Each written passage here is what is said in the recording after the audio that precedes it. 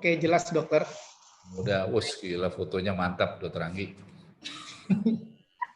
Baik, terima kasih Dr. Haryadi Yuseran, sebagai konsultan selaku moderator yang telah membuka webinar pada pagi hari ini. Kepada yang terhormat Dr. Ari Kusuma, SPOG Konsultan, dan Profesor Budi Weweko, selaku Ketua dan Sekjen PB POGI, dan kepada yang terhormat Profesor Andriono, SPOG Konsultan, selaku Ketua Himpunan Onkologi Ginekologi Indonesia, dan kepada seluruh panelis, profesor, staf pengajar, anggota POGI, HOGI, dan seluruh teman sejawat di Indonesia. Assalamualaikum warahmatullahi wabarakatuh.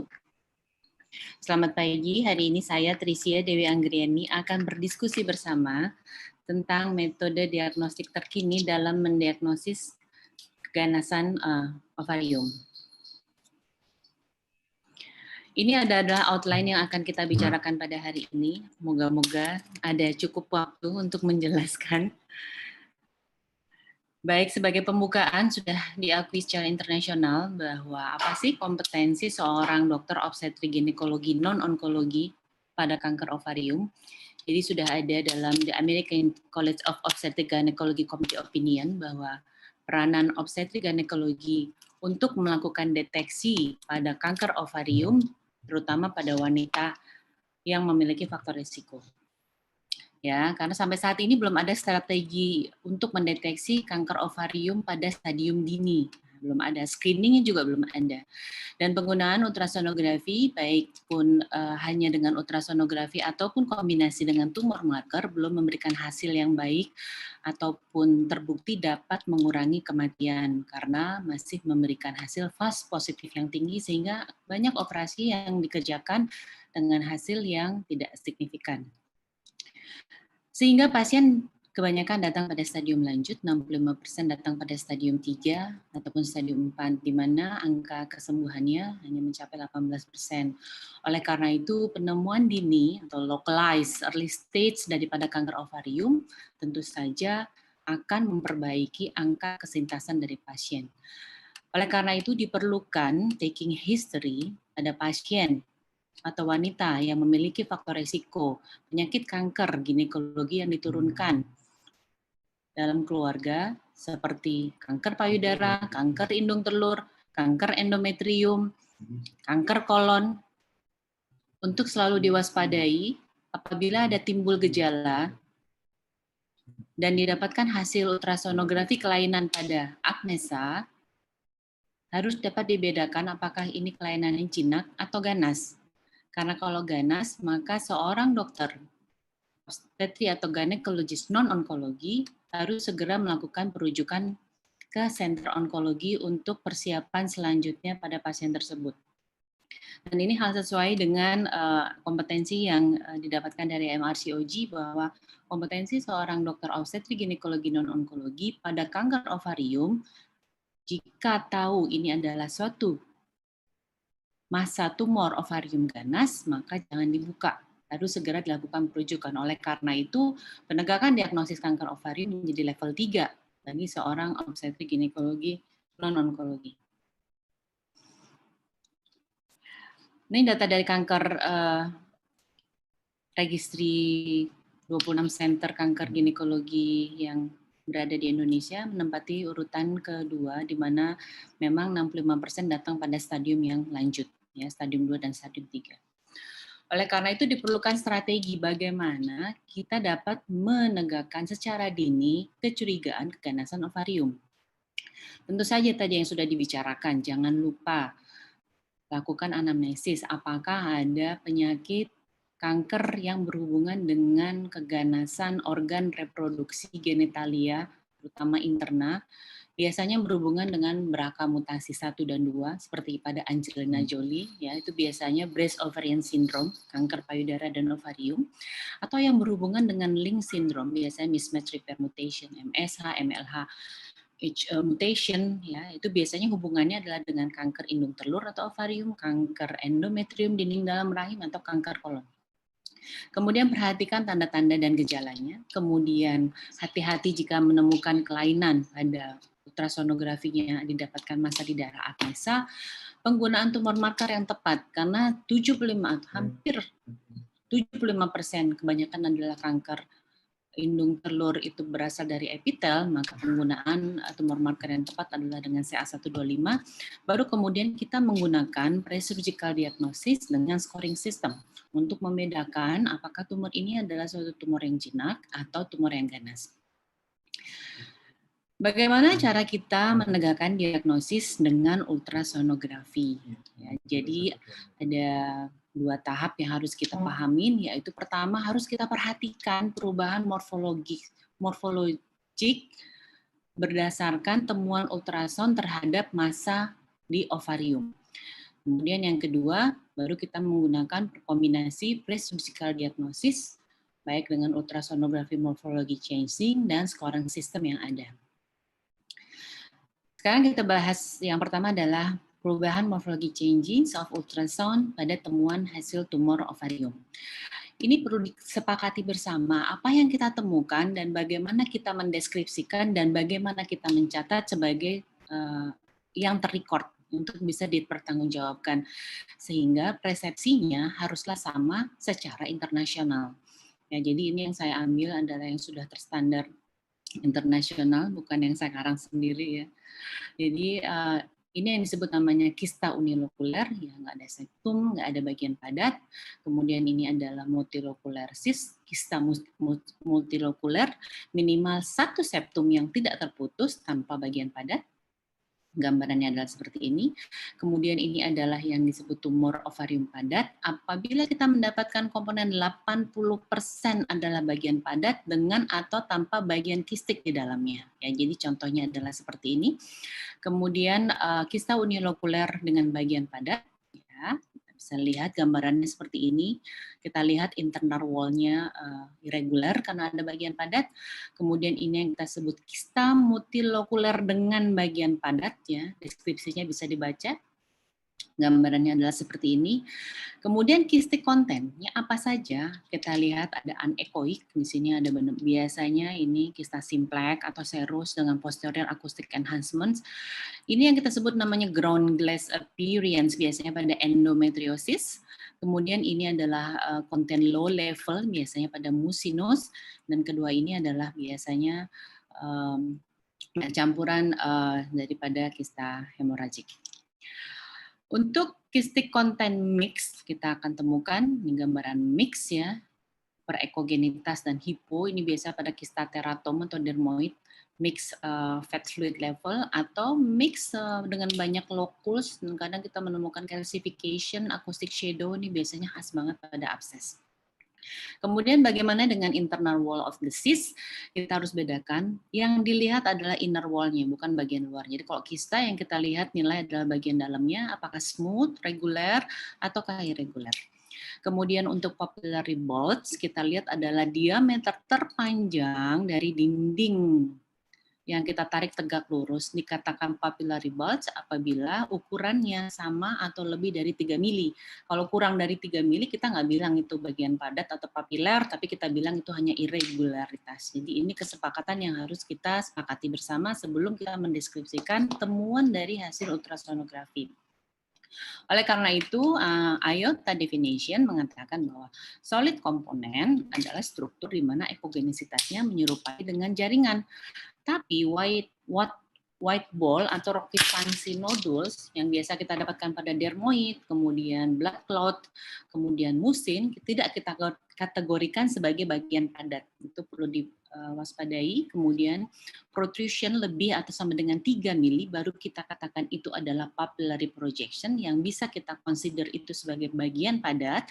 Apabila kurang dari 3, itu kita hanya menganggap itu adalah suatu irregularitas, bukan bagian padat. Dan apa yang disebut dengan irregular, kalau kista kistik itu yang kita nilai adalah bagian dalamnya, internal wall-nya. Sementara kalau kista padat yang kita lihat adalah outer wall-nya.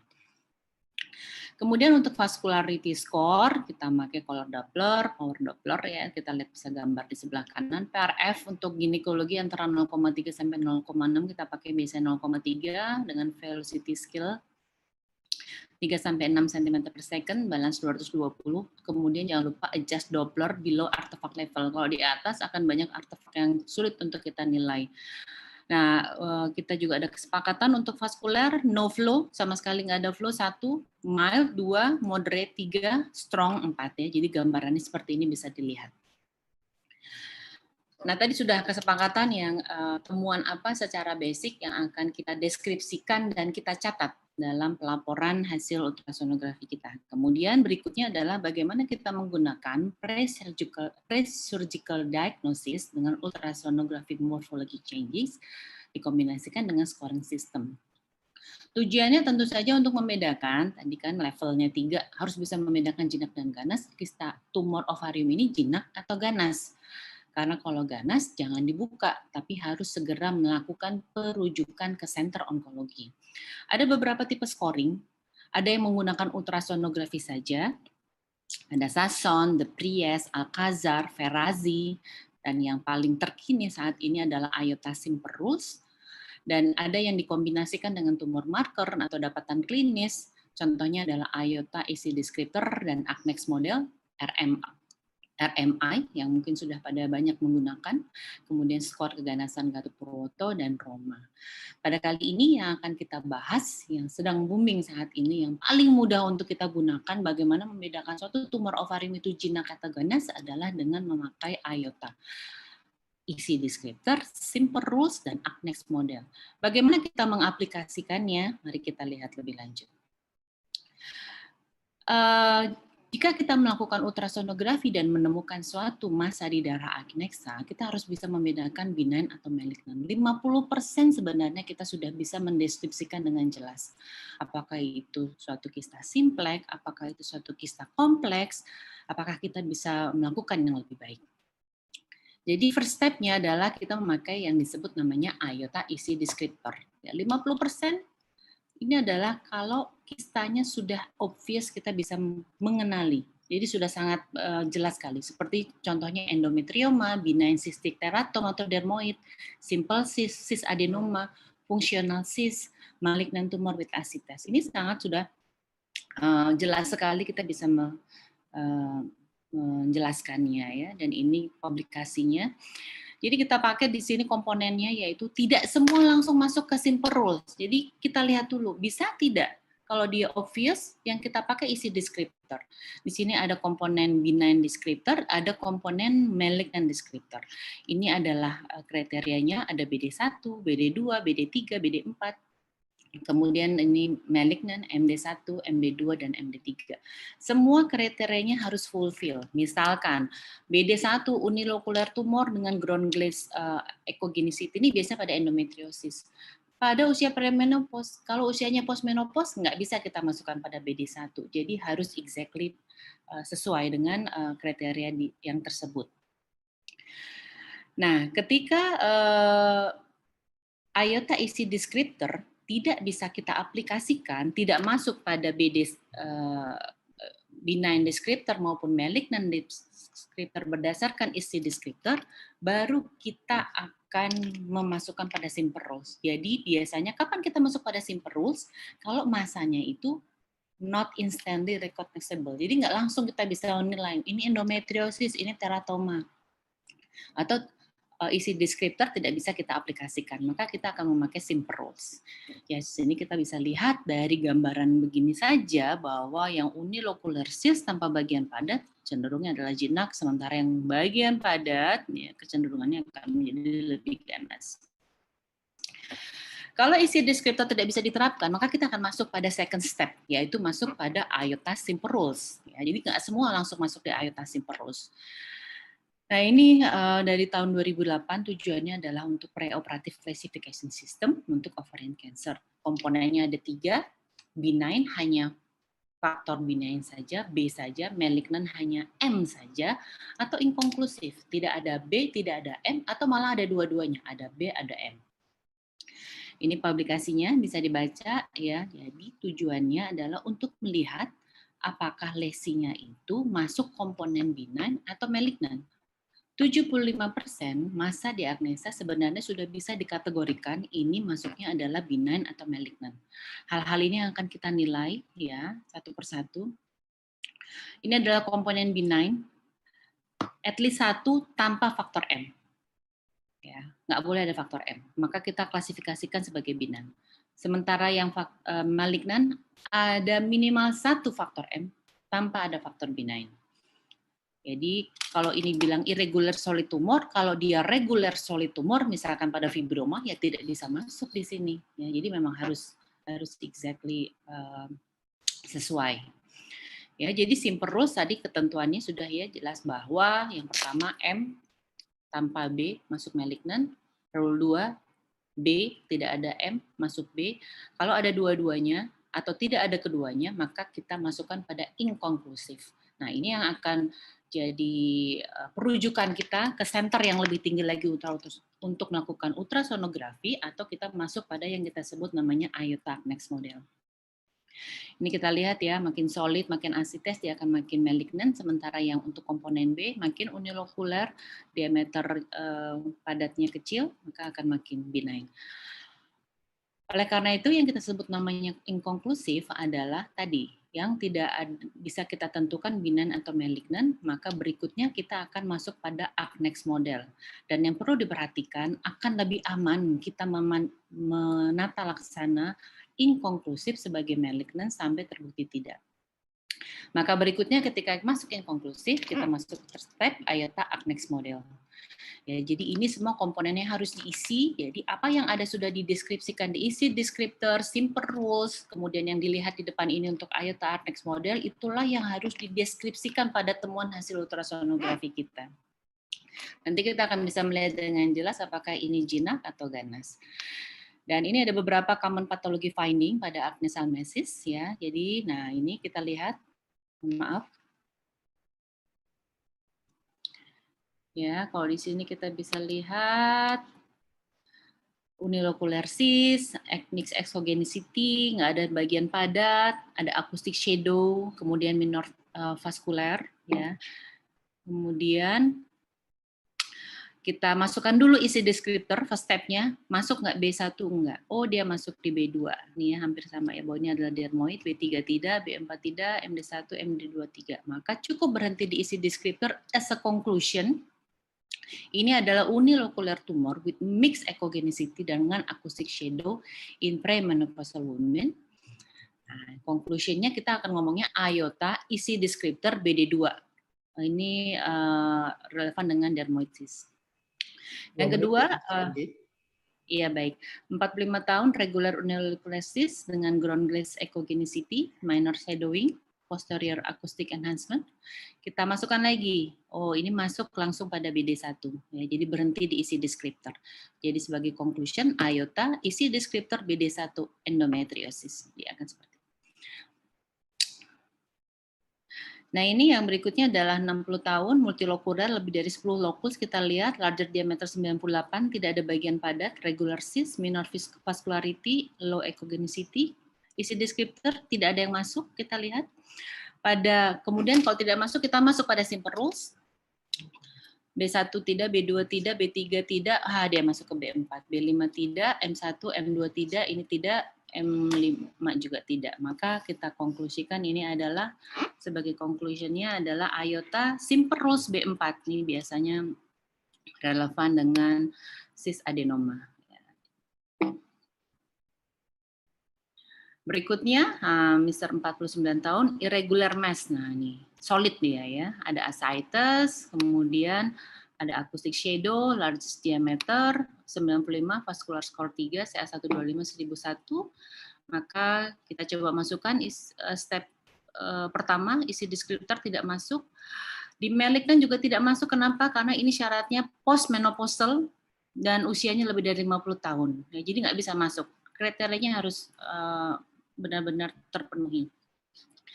Kemudian masuk step kedua, B1 tidak, B3 masuk, kenapa? Karena ada acoustic shadow tadi ya, kemudian B4 tidak, B5 tidak, M1 dia irregular solid, ada ascites di luar cavum Douglas ya, karena kalau di cavum Douglas itu normal harus di luar cavum Douglas, kemudian M3, M4, dan M5 tidak. Maka sebagai konklusi ini ada faktor B, ada faktor M, maka kita masuk pada IOTA simple rules B3, M1, M2 inkonklusif. Nah, maka berikutnya masuk pada IOTA next model.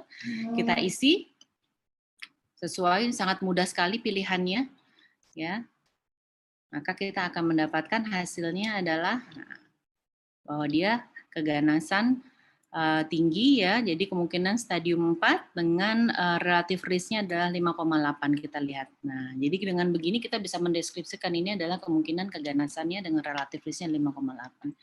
Jadi sebagai kesimpulan, ketika kita melihat suatu masa diagnosa, maka untuk mempermudah gunakanlah IOTA terminologis. Jangan lupa describe sesuai dengan isi descriptor, simple rules, IOTA agnos itu semua harus kita describe dan kriterianya harus sama yang dipakai dengan kriteria internasional supaya kalau hasil kita dibawa kemana-mana bisa diterima. Jangan lupa dicatat. Kalau perlu dipastikan lagi dengan histologinya benar nggak yang kita deskripsikan. Kemudian ketika pattern recognition-nya mudah sekali kita kenali, gunakanlah isi descriptor. Ya, 50% kita bisa recognize. Kalau isi deskriptor tidak bisa kita kenali atau patternnya unrecognition, kita bisa memakai simple rules. Jadi kalau isi deskriptor tidak bisa, pakai simple rules. 75% kasus masa di ovarium bisa kita tentukan benign atau malignant. Kalau tidak bisa ditentukan benign atau malignant, maka kita akan maju ke step yang setelah kita menegakkan inkonklusif, yaitu dengan ACNEX model. Maka sebagai take home message-nya bahwa walaupun kita sudah mencoba berbagai macam screening, salah satunya sekarang yang kita pakai adalah IOTA Simple Rules, tapi ini tetap tidak akan bisa menggantikan kemampuan training dan experience daripada ultrasonografi dan cannot compensate untuk poor experiences. Jadi tetap kemampuan seorang sonografer akan menjadi dominan dalam menentukan ganasan daripada ovarium. Baik, terima kasih. Mungkin itu saja yang bisa saya sampaikan, Dr. Haryadi. Saya kembalikan kepada moderator. Baik, terima kasih Dr. Anggi. Sangat menarik apa yang sudah dipresentasikan dan itu sangat berguna buat kita semua. Nanti kita diskusi setelah 3 pembicara, tapi mungkin pada prinsipnya nanti silahkan kepada peserta yang juga baru bergabung, selamat datang. Mungkin bisa menanyakan lewat chatting. Intinya adalah early diagnostic itu semua dokter ahli SPOG itu adalah level 3 saya kira. Jadi berbeda dengan terapinya, mungkin itu yang kalau ke arah keganasan mungkin itu jadi level 1 yang harus dirujuk. Silahkan nanti kalau ada ingin bertanya dimasukkan, saya akan usahakan untuk menggabungkan pertanyaannya langsung kepada Dr. Anggi. Kita lanjutkan kepada pembicara kedua dengan materi The Effect of Anxiety and Depression on the Therapeutic Response of Quality of Life in Context of Precision Medicine. Jadi ini hal-hal baru yang sekarang bagaimana untuk memberikan pengobatan yang lebih presisi, mengurangi resiko pada sel-sel yang normal. Saya persilahkan kepada Dr. Heru Priyanto. Bismillahirrahmanirrahim. Assalamualaikum warahmatullahi wabarakatuh. Salam. Sudah tampak Dr. Haryadi? Sudah tampak, Dok. Ya. Yang saya hormati Dr. Ari Kusuma, Prof. Iko, Profesor Andriono, terima kasih kesempatan pada kami untuk sharing pada PJJ pagi ini. Dan sahabat sekalian, saya akan menyampaikan tentang biomarker untuk memprediksi dan tanda kutip memastikan dari diagnosa kanker ginekologi dalam konteks kedokteran presisi. Mungkin untuk beberapa hal mungkin relatif baru.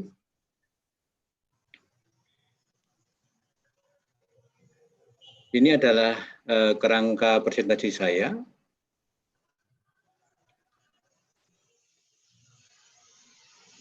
Sahabat sekalian, pentingnya profil individu di dalam kedokteran sudah dipahami sejak dahulu kala.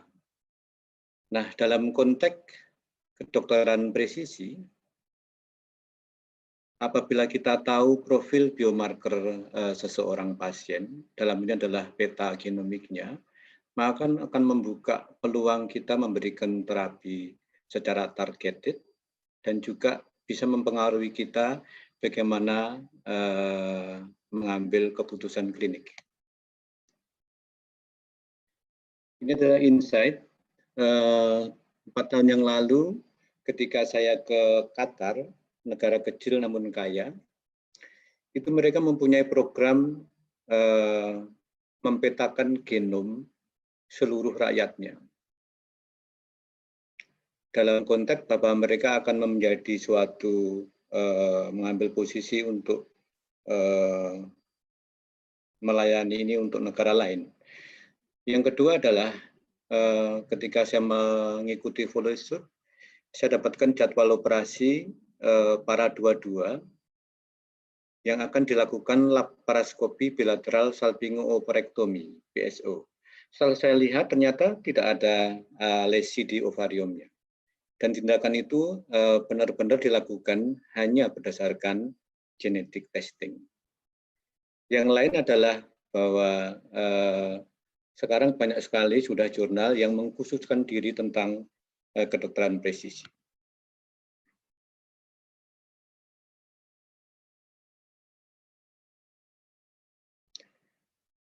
Kedokteran presisi adalah suatu pengobatan yang dirancang per individu dan masing-masing individu akan diklasifikasi menjadi subpopulasi berdasarkan peta genomiknya.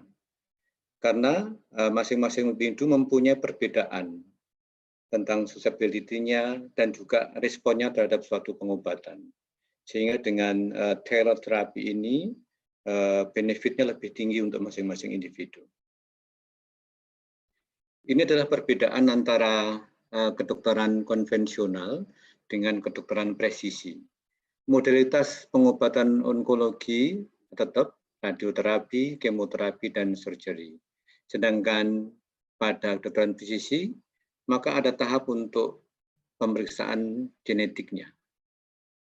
Yang kedua, modalitas terapinya bertambah dengan imunoterapi, targeted terapi, dan yang terakhir memang tetap bahwa modalitas utama radiasi, kemoterapi, dan surgery adalah tetap masuk di dalam suatu konteks pengobatan. Jawab sekalian, kita bandingkan lagi keuntungannya, manfaatnya. Pada kedokteran tanpa presisi, kita memberikan obat yang sama untuk suatu diagnosis. Misalnya kanker ovarium, stadium 1A, ya seperti itu. Tapi misalnya pada kondisi seperti ini ada pasien yang mendapatkan manfaat, ada yang tidak, bahkan hanya yang bisa mendapatkan adverse effect-nya. Nah, pada kedokteran presisi dengan tahapan ada tes DNA, maka terapi itu diharapkan betul-betul dirancang kasus per kasus, orang per orang. Sehingga harapannya benefitnya adalah pada masing-masing pasien. Jadi tidak dipukul rata terapi. Nah, pertanyaan adalah pada individu mana yang harus dilakukan evaluasi, konseling, bahkan genetik testing. Apakah pada orang normal, apakah pada pasien dengan penderita kanker, apakah pada kerabatnya, first atau second relative. Jawabannya adalah, misalnya pada pasien ovarium adalah pasien yang terdiagnosis sebagai kanker ovarium dan juga familinya. Itu adalah target populasi untuk pemeriksaan genetik testingnya. Kemudian pertanyaan selanjutnya adalah molekul mana yang ditargetkan untuk diperiksa. Kita paham bahwa begitu banyak dan bercabang-cabangnya signal transduksi. Jadi apakah misalnya yang diperiksa adalah signaling molekulnya, apakah reseptor transmembrannya, apakah misalnya adalah dalam tanda kutip second messenger-nya, atau langsung genomnya di dalam inti. Ini pertanyaan mendasar. Saya berikan contoh misalnya pada dengan VEGF inhibitor, bevacizumab. Bevacizumab adalah suatu monoklonal antibody yang mengeblok reseptor dari VEGF di dalam sel endotel. Nah, pertanyaannya yang diblok adalah R1, reseptor 1, 2, atau 3. Karena pernyataannya dalam rentang waktu beberapa tahun ini sudah dilaporkan adanya resistensi. Sehingga kadang-kadang pertanyaan adalah apakah hal yang baru ini betul-betul membawa manfaat, atau misalnya apakah progression free survival meningkat dan sebagainya. Satu hal yang disebut genetik informasi adalah dalam genetic testing adalah gen, DNA, dan kromosom. Ini adalah dua jenis yang berbeda untuk genetic testingnya. Yang pertama adalah germline testing. Ini adalah memeriksa sel di mana belum ada kanker. Untuk melihat apakah seseorang ada mutasi di selnya dan apakah itu berisiko untuk meningkatkan terjadinya kanker di kemudian hari. Nah, mutasi yang diperiksa dengan germline testing ini adalah bisa terjadi pada sel seluruh tubuh, biasanya terjadi sebelum konsepsi, dan rata-rata adalah diturunkan dari orang tuanya. Di sisi lain adalah somatic tumor testing. Ini adalah tes genetik, pemeriksaan genetik pada sel yang sudah menjadi kanker, jadi sel anaplasia. Kita tahu ada 4 dari sel, normal, metaplasia, displasia, dan anaplasia. Ini pada sel yang anaplasia. Nah, informasi itu adalah untuk menentukan diagnosis secara pasti. Yang kedua adalah bisa untuk gambaran bagaimana prognosisnya. Dan yang ketiga adalah mencari peluang apakah tersedia pengobatan yang spesifik tergantung dari mutasi tersebut. Jadi begitu namanya juga kedokteran presisi, jadi disesuaikan dengan yang ditemukan mutasi di gen mana. Saya mengambil contoh karena waktunya singkat pada kasus ovarian cancer. Rekomendasi dari ASCO adalah ketika kita mendapatkan pasien dengan CA ovarium, seharusnya sudah bisa ditawarkan untuk periksa apakah ada mutasi dari BRCA1 dan 2. Kalau misalnya negatif, bisa diperiksa dengan bukan germline somatik, tapi ini lebih mahal dan lebih bervariasi. Kemudian hasil ini akan dibawa ke tumor board dan akan menentukan keputusan klinik, misalnya memberikan terapi dengan PARP inhibitor. Pemeriksaan ini saat ini sudah tersedia bukan hanya untuk penelitian, tapi sebagai servis sehari-hari di klinik. Rekomendasi kedua adalah pada kasus dengan clear cell, endometrioid, dan mucinous, sarannya adalah saatnya diperiksa di MMR. Jadi apakah ada defect pada mismatch repair gen. Kemudian dilanjutkan dengan saran untuk diperiksa pada kerabatnya. Jadi apakah kerabat first atau second degree dari blood relative. Jadi ini juga disarankan untuk diperiksa apakah ada kecenderungan familial. Sahabat sekalian, jadi ini adalah tipikal dari onkologi workflow. Kalau yang normal adalah di klinik, di biopsi atau operasi, kemudian patologi review, kemudian langsung dibawa ke tumor board, kadang-kadang malah nggak ada tumor boardnya, kemudian langsung ke treatment. Nah, beda dengan kedokteran presisi adalah ada tahap molecular analysis, dan ini dia yang penting adalah bioinformatics. Jadi harus ada biobank untuk dibawa ke molecular tumor board, baru diputuskan dengan treatmentnya.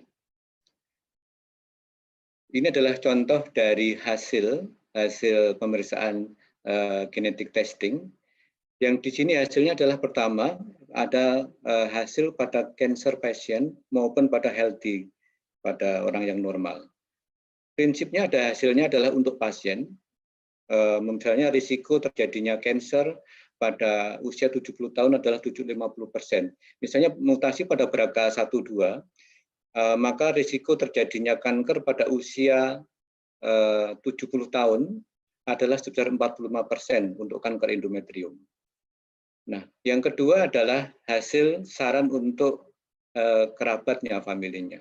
Dan yang ketiga adalah saran untuk treatmentnya. Apakah memang sudah tersedia pengobatan sesuai dengan mutasi yang didapatkan. Ini adalah interpretasi klinis. Jadi didapatkan pada populasi pasien dengan CA ovarium, itu ternyata ada mutasi BRCA1 dan 2 sekian persen, 13–15%. Dan juga mutasi yang sifatnya somatik 7%. Ini adalah kandidat yang bisa diberikan terapi dengan PARP inhibitor. Dan clinical trial-nya menyimpulkan memang ada perbedaan untuk progression-free survival-nya. Kemudian yang kedua adalah adanya defect dari gen mismatch repair. Adalah sekian persen, 10–12%, dan ini adalah bisa diberikan pengobatan dengan kelompok targeted terapi yang lain, pembrolizumab. Salah satu hal yang menentukan langkah pemeriksaan klinis adalah apabila sudah hasil genomic testing, maka harus dibawa ke konselor, dibicarakan di dalam tumor board. Nah, ini yang akan menentukan apakah mungkin kita menyarankan dengan informed choice, mungkin di kita juga belum terlalu banyak kasusnya, misalnya adalah dilakukan profilatik oophorectomy. Misalnya sudah ada paritasnya punya anak, kemudian risikonya cukup tinggi, dilakukan profilatik oophorectomy. Atau pada kasus lain, pada kanker payudara dilakukan preventif atau profilatik mastektomi. Ini adalah suatu trial menggunakan pengobatan dengan velaparib untuk maintenance terapi pada kasus recurrent ovarium. Sampai disimpulkan bahwa pengobatan menggunakan PARP inhibitor itu akan meningkatkan progression free survival-nya, terutama pada pasien dengan BRCA1/2 mutasi. Masih banyak penelitian lain, tapi karena terbatas waktu memang tidak bisa kita sampaikan hasilnya satu persatu. Salah satu lain lagi adalah yang dianalisa adalah apabila ada suatu metode baru adalah bagaimana cost effectiveness analisisnya. Misalnya pada pasien dengan kecenderungan Lynch syndrome.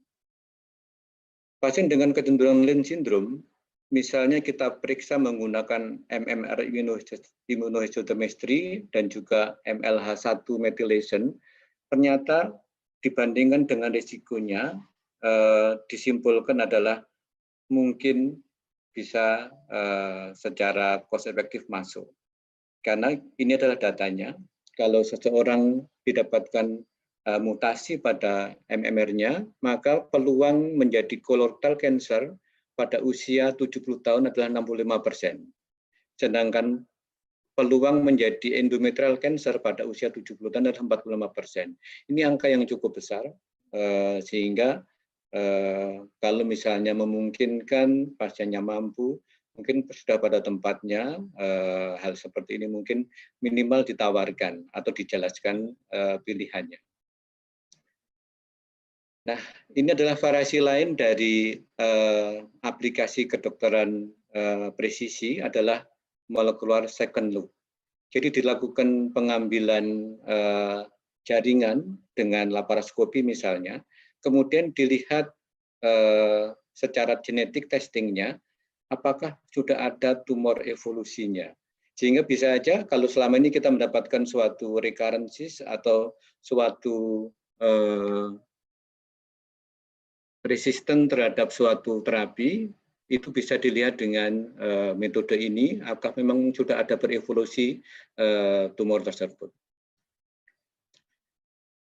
Dan yang terakhir bahwa kita lihat bahwa kedokteran presisi ini bukan hanya di bidang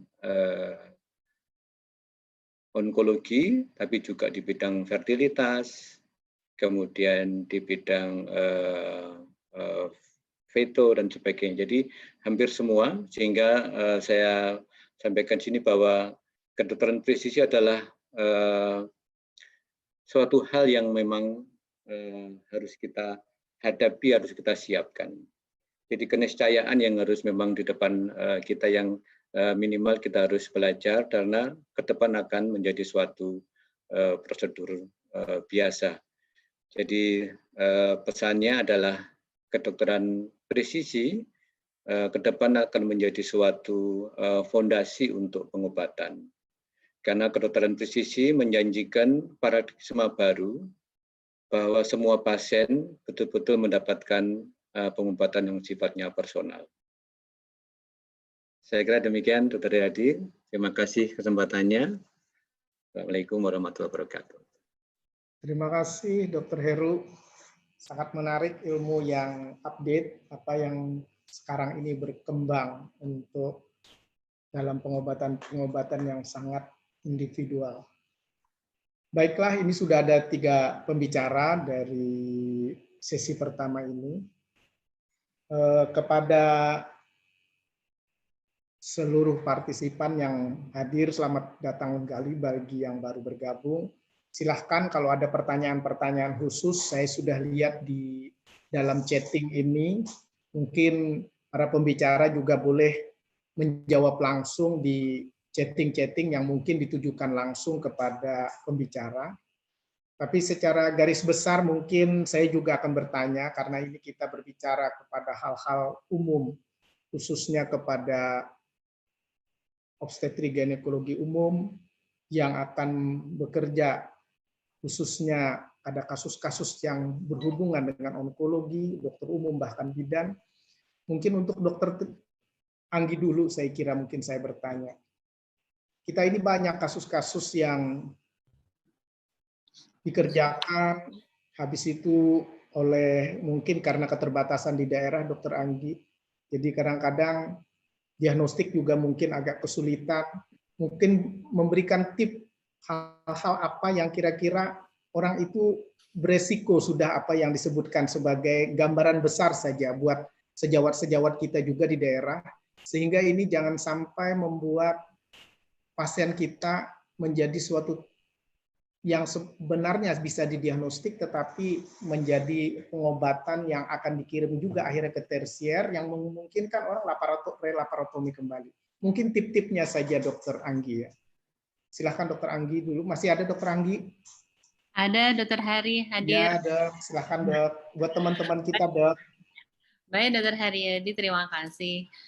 Tadi ada beberapa pertanyaan, mungkin saya ulang juga kali ya Dokter. Sebenarnya nggak ada one single method yang sebagai golden standard kalau untuk melakukan deteksi dini untuk kanker ovarium ini. Cuman memang yang sekarang kita pakai dan sangat mudah untuk diaplikasikan dan diajarkan, memang kita memakai IOTA dan RMI, mungkin masih memakai RMI ya Dokter ya. Kenapa menjadi sangat penting banget? Karena penentuan keganasan sesuai dengan kompetensi MRCOG bagi obstetrik ginekologi non-onkologi adalah kalau tahu ganas adalah jangan dibuka. Karena operasi yang pertama akan menentukan kesintasan atau survival daripada pasien kanker. Namun ada beberapa hal yang sifatnya tidak ideal. Itu tadi yang ideal ya dokter. Jadi memang kalau tahu ganas memang harus segera dirujuk ke sentral onkologi untuk menentukan primary treatment, baik operasi saja ataupun operasi dikombinasikan dengan kemo yang dapat diberikan sebelum operasi atau sesudah operasi. Jadi sistemnya adalah seperti itu. Itu adalah situasi ideal. Namun ada beberapa situasi yang tidak ideal, salah satunya tempat jauh atau pada saat pandemi. Ini banyak yang surgical staging, paparan aerosol, darah menjadi susah, ICU menjadi penuh ya. Itu jadi banyak hal yang pasien kita akan menjadi terlantar. Maka apa yang bisa kita lakukan? Apabila teman sejawat, dokter-dokter sekalian menemukan satu, tentu saja yang paling baik menemukan secara dini, itu udah kanker bagi saya itu, bagi kami itu how fight against cancer itu memang find it as soon as possible. Jadi temukan secara dini. Dengan bantuan tadi modalitas yang sudah kita jelaskan, diharapkan kita menemukan keganasan ya kalau bisa ya stadiumnya dini lah ya. Jadi seperti itu satu. Kemudian kalau pasien dengan ada asites bisa dilakukan pengambilan fungsi asites. Kalau hasilnya positif bisa kita berikan kemo dokter. Jadi memang sekarang jadi sebelum kita operasi dan itu akan lumayan memperpanjang kita untuk melakukan operasi. Jadi bisa kita berikan kemoterapi. Atau kalaupun terpaksa pasien dengan over distended misalkan kayak gitu ya, bisa kita lakukan pengangkatan atau sitologinya negatif. Teman-teman sekalian, dokter-dokter sekalian bisa melakukan pengangkatan tumor, kemudian lakukan pengambilan juga asites, kemudian lakukan biopsi di beberapa tempat, ya, sebelum melakukan perujukan. Nanti akan kita tentukan, nanti ada beberapa kriterianya. Kalau dia adalah early stage, kita akan berikan kemonya akan bagaimana, ya, apakah nanti ada mungkin khusus untuk onkologi, apakah kita pakai ICAN, apa pakai action trial gitu ya, kalau dia incomplete surgical staging, atau kita akan berikan bisa dilakukan. Jadi jangan cuma buka tutup. Kalau sudah dibuka, diangkat tumornya, fungsi asites atau bilasan peritoneum, angkat tumornya, kemudian lakukan biopsi di beberapa tempat. Itu akan sangat membantu sekali untuk memberikan informasi pada kami pada saat kami menerima pasien ini. Mungkin itu tips dan triksnya Dr. Haryadi. Terima kasih. Baik, terima kasih Dr. Anggi. Jadi kendala di daerah khususnya itu tidak sesederhana mungkin kalau di kota besar, tapi pada intinya adalah ya pasien kita adalah jangan sampai dia menjadi under treatment yang sebenarnya kita mengetahui ya Dr. Anggi kemungkinan resiko malignansinya cukup tinggi. Baik, terima kasih. Mungkin saya bertanya juga ke Prof. Sahrul. Saat ini Prof. Sahrul memang buat sejawat-sejawat kita juga di daerah di masa pandemi ini, dengan di zaman BPJS sekarang semua yang kasus onkologi itu akan dikirim ke rumah sakit tersier. Jadi pengelolaan di rumah sakit tipe B, tipe C itu hampir tidak ada, dan bahkan pasien ini juga ketakutan untuk dikirim. Nah, mungkin bagaimana manajemen karena kecemasan dia, baik itu tadi mungkin saya sudah bilang, ketakutan terhadap COVID itu lebih melebihi daripada penyakit kansernya sendiri. Nah, mungkin apa yang harus kita sampaikan kepada pasien kita, terutama teman-teman kita ini juga, apakah harus bisa dikelola dulu di daerah dengan kondisi COVID di saat ini. Mungkin begitu Prof. Sahrul, sebagai pencerahannya saja nanti. Ya, betul sekali Dr. Haryadi. Memang pada kondisi seperti ini saya kira bukan cuma pasien kanker yang mengalami depresi atau cemas. Kita juga dokter mungkin ya. Kami dokter juga pun mengalami kecemasan di dalam menghadapi era pandemik ini, wabah ini. Jadi apalagi kalau kita bayangkan pada pasien-pasien yang memang sudah menderita atau tercurigai bahwa dia menderita kanker. Ini memang sangat memberikan kekhawatiran yang tinggi kepada pasien. Saya juga punya pengalaman bagaimana pasien itu selalu menghubungi saya melalui WA karena takut. Jadi mereka sendiri bukan tidak mau pergi, tapi memang takut di dalam kenyataan bahwa kalau ke rumah sakit justru akan kena infeksi tersebut.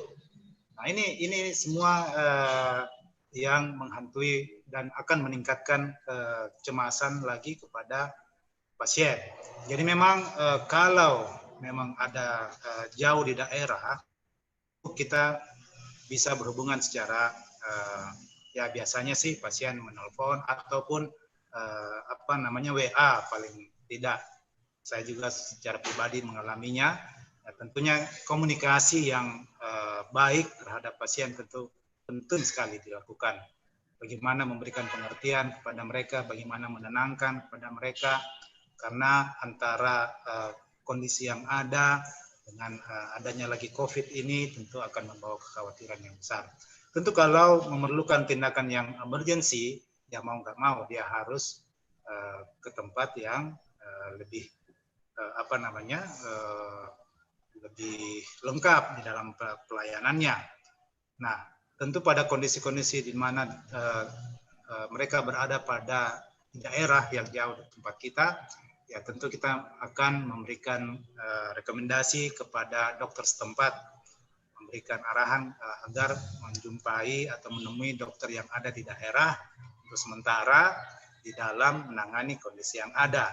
Dan tentu kita sebagai dokter di daerah juga harus bagaimana mengelola komunikasi dengan baik kepada pasien, ya menenangkan kepada mereka, ya agar mereka bisa menghadapi kondisi yang ada dengan tenang, karena ketenangan itu penting sekali bagi pasien-pasien yang kanker. Kita sudah lihat tadi pada presentasi bagaimana depresi ataupun anxiety itu bisa berpengaruh secara biologis terhadap perubahan-perubahan yang ada dalam tubuh dan justru akan meningkatkan invasi atau meningkatkan atau memperburuk prognosis daripada kanker itu sendiri. Jadi dengan menenangkan mereka, dengan memberikan pengertian, dengan berkomunikasi dengan baik kepada pasien-pasien tersebut, maka akan sangat membantu di dalam bagaimana mengelola ataupun di dalam bagaimana mengatasi penyakit yang ada. Selalu diberikan pengertian bahwa kondisi wabah ini tentunya tidak akan terus-menerus terjadi, suatu saat akan hilang, dan pada saat tersebut maka ibu ini atau pasien tersebut akan menjalani pelayanan atau perawatan yang lebih baik di masa yang akan datang. Saya kira itu Dr. Haryadi yang bisa sampaikan. Terima kasih. Baik, terima kasih Prof. buat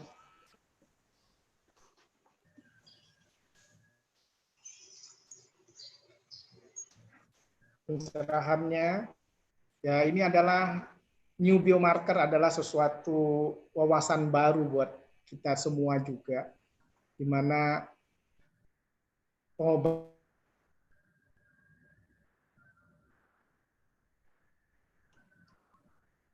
itu bisa lebih tertuju ke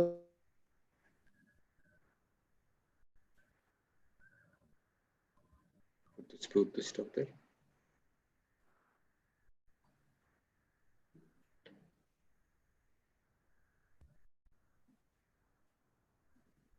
antara personalized dan precision medicine menurut mereka ini.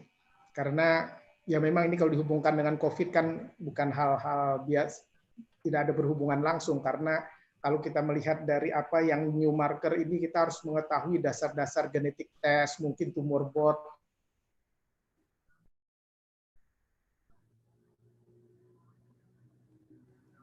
disiplin ilmu yang lain harus tanyakan, karena dari peserta apa perbedaan personalized dan precision medicine itu, Dr. Heru. Mungkin ada pertanyaan di chatting juga, saya kira.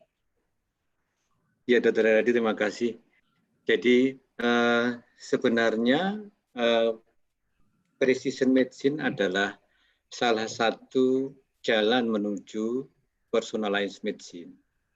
Jadi intinya pada kedokteran personal, personalized medicine adalah pengobatan yang dirancang betul-betul sesuai dengan parameter atau karakteristik dari seorang pasien.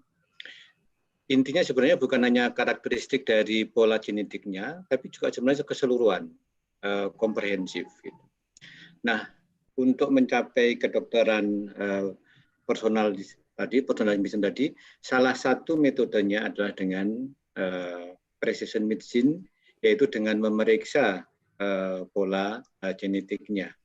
Jadi kalau sekarang ini walaupun relatif mahal, memang genom kita kan sudah terpetakan keseluruhan. Tergantung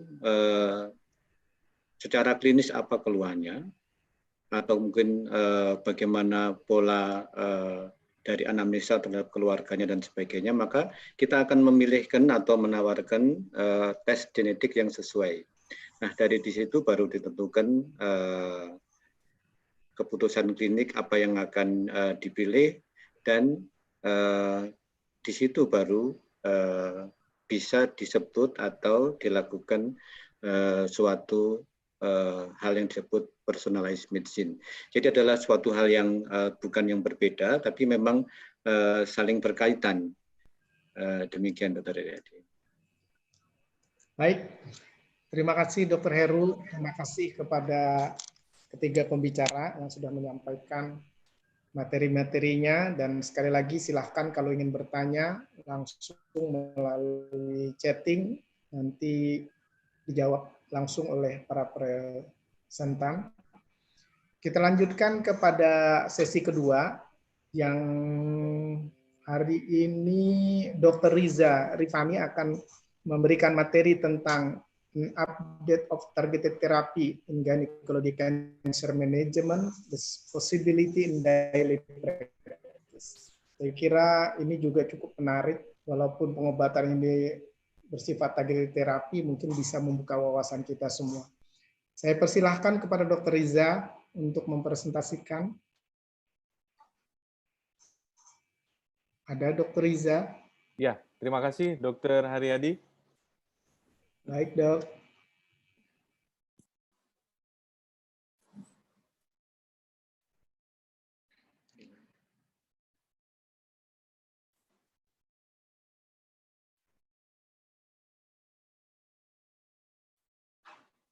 Maaf Dok, mungkin sudah bisa terlihat presentasinya. Sudah terlihat, Dok? Ya, Jelas, baik. sudah. Terima kasih Dok. Terima kasih pada moderator Dr. Haryadi Yusran, SPOG Konsultan. Yang saya hormati Ketua PP POGI Dr. Ari Kusuma, Sekretaris PP POGI Prof. Budi Wiweko, dan Ketua HOGI Dr. Prof. Andriono, serta Profesor, Dokter, para panelis, serta para peserta webinar 7 HOGI.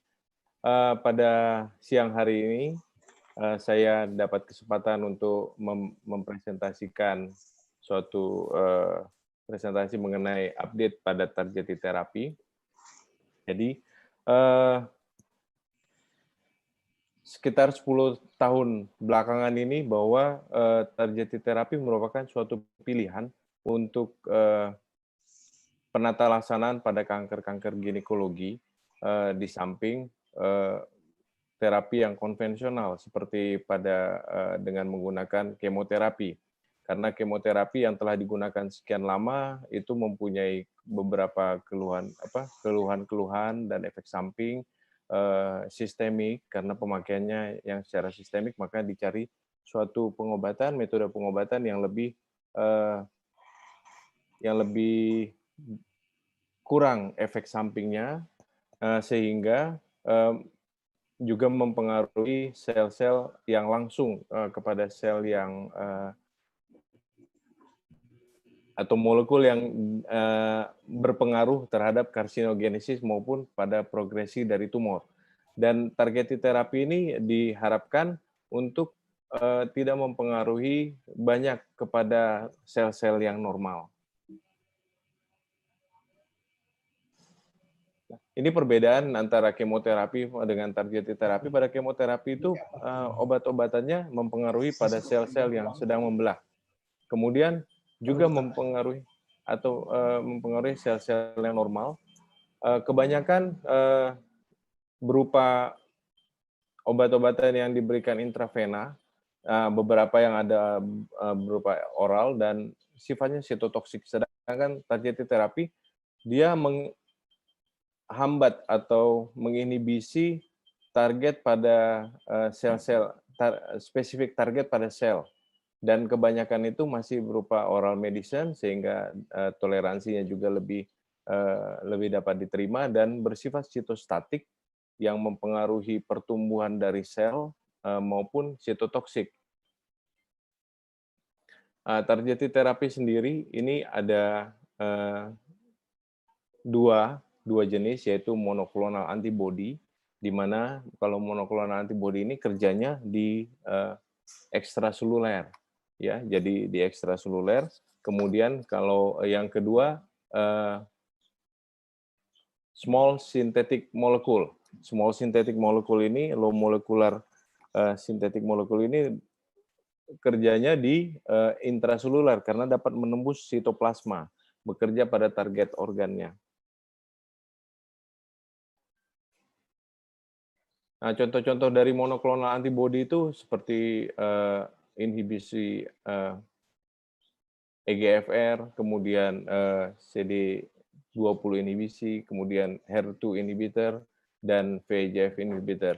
Sedangkan low molecular organic compound itu seperti mTOR, kemudian PARP inhibitor, ya, PI3K, phosphatidylinositol inhibitor, dan EGFR tyrokinase inhibitor.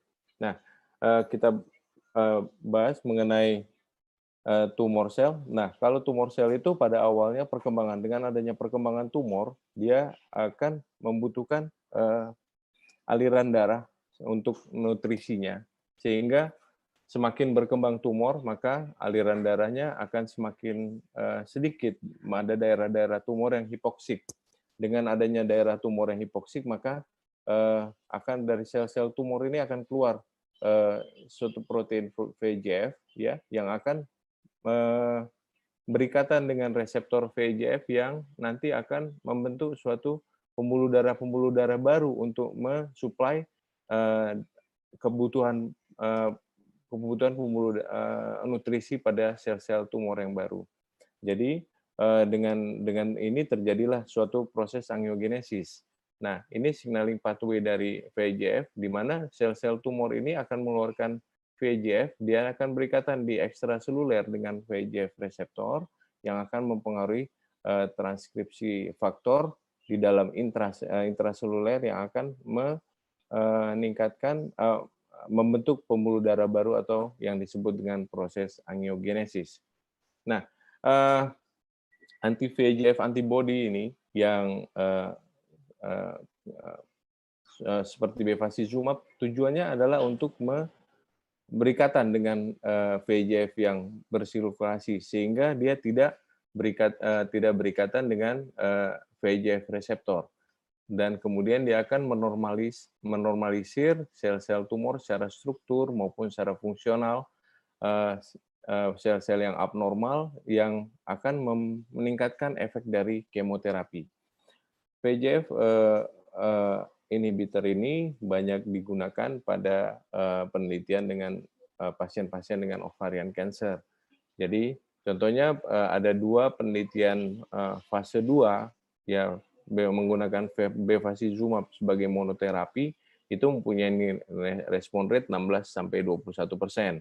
Kemudian ada penelitian fase 3 yang GOG 218 dan ICON 7 yang menggunakan bevacizumab sebagai tambahan dari kemoterapi yang biasa digunakan, yaitu kemoterapi karboplatin paclitaxel ditambah bevacizumab.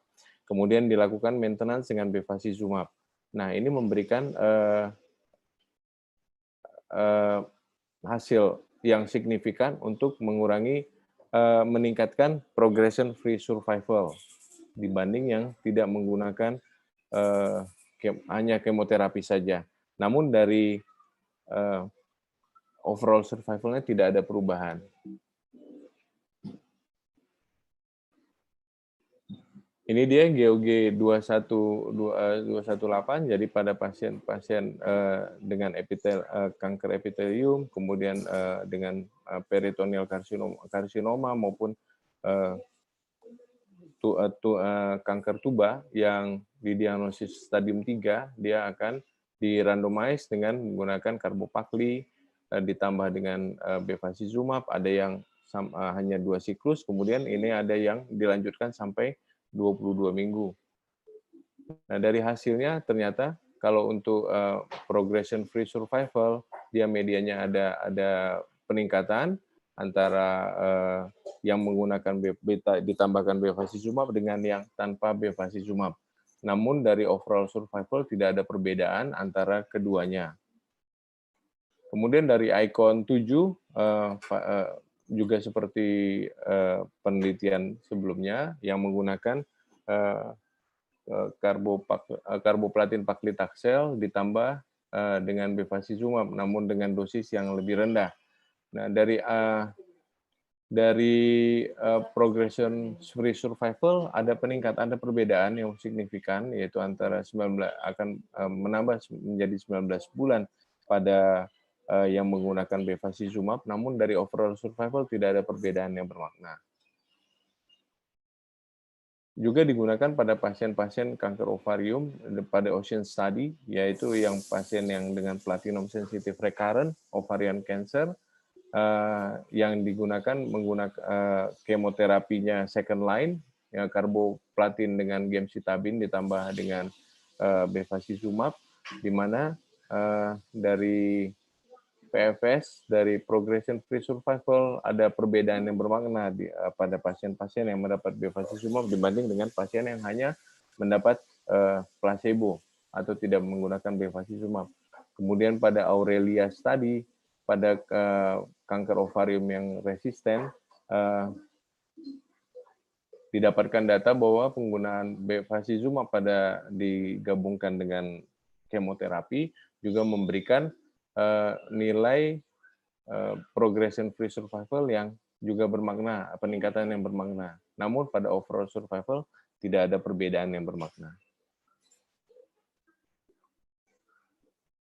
Nah, pada GOG 123, penggunaan bevacizumab dikatakan meningkatkan overall survival pada pasien-pasien kanker ovarium yang recurrent dengan platinum sensitif.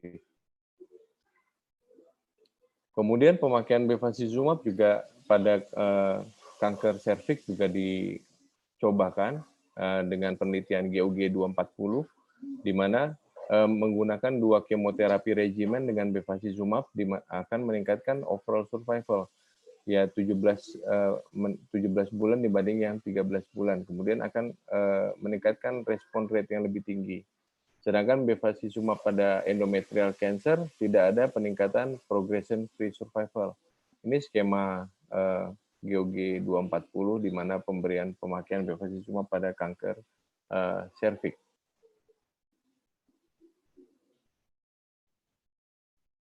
Yang kedua adalah yang saat ini sedang banyak digunakan dan banyak diteliti adalah menggunakan poly-ADP ribose polimerase atau PARP inhibitor.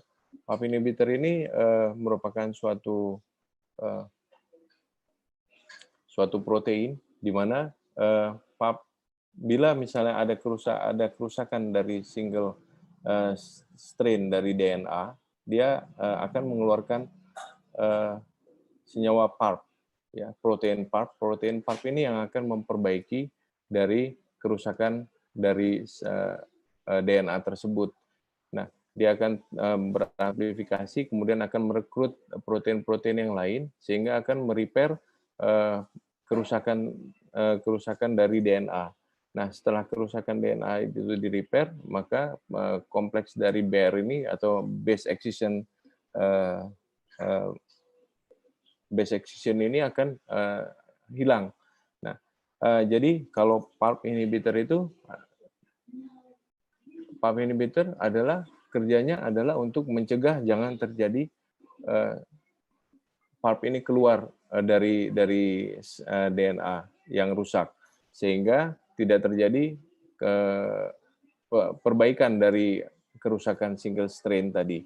Nah, kalau misalnya single strain tadi rusak dengan adanya PARP inhibitor, maka dia akan menjadi dengan pengaruh sintetik letability, dia akan menjadi double strand break. Nah, dengan terjadi double strand break pada DNA, maka sel-sel tersebut akan mati. Nah, jadi PARP itu enzim yang berpengaruh pada untuk memperbaiki single strand break dengan menggunakan base excision repair. Ya. Ini di-approve antara 2014-2016. Nah, yang digunakan sekarang itu dengan penelitian dengan ENGOT of 16 maupun NOVA study digunakan niraparib maintenance therapy pada recurrent ovarian cancer. yang menunjukkan adanya peningkatan progression free survival dibanding yang menggunakan placebo. Kemudian aerial study menggunakan rucaparib maintenance therapy juga menunjukkan adanya peningkatan progression free survival pada pasien-pasien kanker ovarium yang platinum sensitif. Ini NOVA study, ya. Nah, PARP inhibitor sekali lagi digunakan pada pasien-pasien kanker ovarium dengan BRCA yang positif.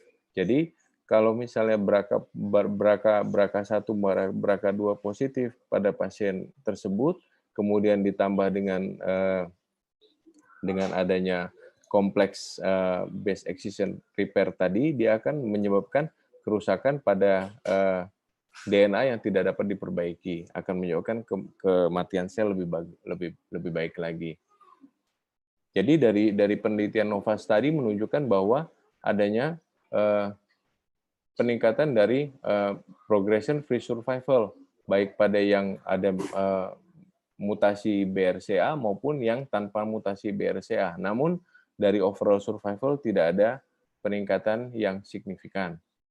Nah, kemudian Solo study menggunakan olaparib maintenance terapi pada kanker-kanker ovarium yang advance juga menunjukkan adanya peningkatan yang signifikan dari progression free survival. Nah, keuntungan dari penggunaan PARP inhibitor ini adalah bentuknya oral sehingga lebih ditoleransi. Ini ya dok, terima kasih dok. Ini penggunaan olaparib pada kanker ovarium advance, ya, dilihat adanya progression free survival yang lebih baik dibanding dengan yang tidak diberikan olaparib. Kemudian pada overall survival-nya tidak ada peningkatan yang bermakna. Jadi sampai saat ini untuk PARP inhibitor ada 3 jenis regimen yang digunakan, yaitu adalah olaparib, kemudian niraparib, dan rucaparib.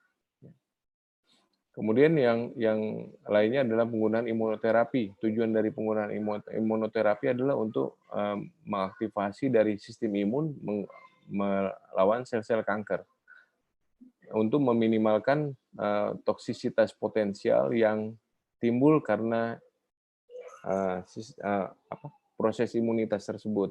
Mekanismenya adalah untuk meningkatkan aktivasi dari respon imun yang innate maupun yang adaptif. Kemudian membalikan mekanisme imunosupresif sehingga tumor dapat lepas. Ya. Obat-obat yang digunakan adalah golongan cytotoxic T lymphocyte associated 4 inhibitor, yaitu ipilimumab, kemudian tremelimumab, kemudian yang PD1 inhibitor dan PDL1 inhibitor, ya. Yang digunakan pada kanker-kanker ginekologi, pada endometrial cancer digunakan pembrolizumab 10 mg per kilogram berat badan setiap 2 minggu pada 24 pasien yang recurrent maupun progresif dengan PDL1 yang positif, menunjukkan ada 13% respon rate dan 13% yang stable disease. Kemudian pada kanker ovarium dikombinasi dengan PARP inhibitor pada BRCA dan kemudian dikombinasi lagi dengan kemoterapi dan anti-angiogenesis inhibitor, yang memberikan respon rate 10-15% dan stable disease 20-45%.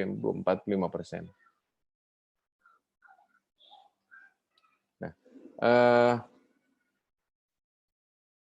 sebagai kesimpulan bahwa saat ini targeted therapy merupakan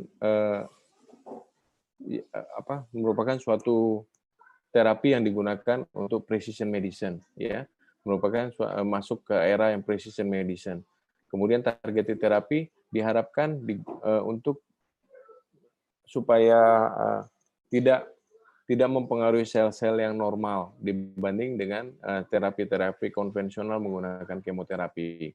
Nah, beberapa percobaan atau beberapa penelitian dilakukan, ya terutama pada bidang ginekologi onkologi untuk melihat treatment yang mana, regimen yang mana yang lebih baik digunakan untuk dalam hal targeted therapy ini. Sampai saat ini untuk targeted therapy bevacizumab masih memberikan progression free survival dan overall survival yang lebih baik pada kanker ovarium. PARP inhibitor juga memberikan progression free survival yang lebih baik dan lebih lama pada pasien-pasien dengan kanker ovarium, sedangkan imunoterapi mulai diperkenalkan untuk penatalaksanaan pada beberapa kanker-kanker ginekologi. Mudah-mudahan dapat bermanfaat. Terima kasih banyak. Assalamualaikum warahmatullahi wabarakatuh. Terima kasih Dr. Reza atas presentasi.